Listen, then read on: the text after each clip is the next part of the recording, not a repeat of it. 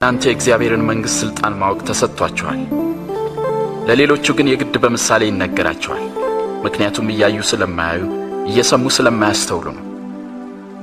የምሳሌውም ትርጉም ነው። ዘሩ የእግዚአብሔር ቃል ነው። እነዚያ በመንገድ ዳር ላይ የወደቁት ዘሮች ቃሉን የሚሰሙት ናቸው። ዲያብሎስ ይመጣል፣ እንዳያምኑም ቃሉን ከልባቸው ይወስዳል። በዓለት ላይ የወደቁት ዘሮች ቃሉን ሲሰሙ በደስታ የሚቀበሉት ሰዎች ናቸው። ሆኖም ስር የላቸውም። የሚያምኑትም ለጊዜው ነው። ፈተና በመጣ ጊዜ ግን ፈርተው ይክዳሉ።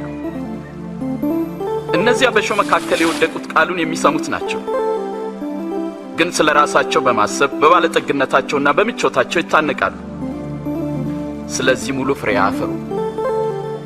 እናንተ የእግዚአብሔርን መንግሥት ሥልጣን ማወቅ ተሰጥቷችኋል። ለሌሎቹ ግን የግድ በምሳሌ ይነገራቸዋል። ምክንያቱም እያዩ ስለማያዩ እየሰሙ ስለማያስተውሉ ነው።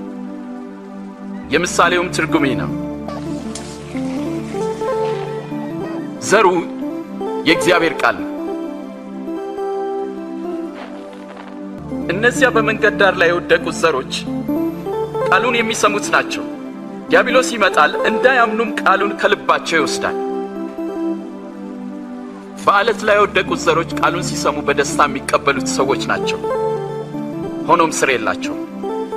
የሚያምኑትም ለጊዜው ነው። ፈተና በመጣ ጊዜ ግን ፈርተው ይክዳሉ። እነዚያ በእሾህ መካከል የወደቁት ቃሉን የሚሰሙት ናቸው፣ ግን ስለ ራሳቸው በማሰብ በባለጠግነታቸውና በምቾታቸው ይታነቃሉ። ስለዚህ ሙሉ ፍሬ አያፈሩ።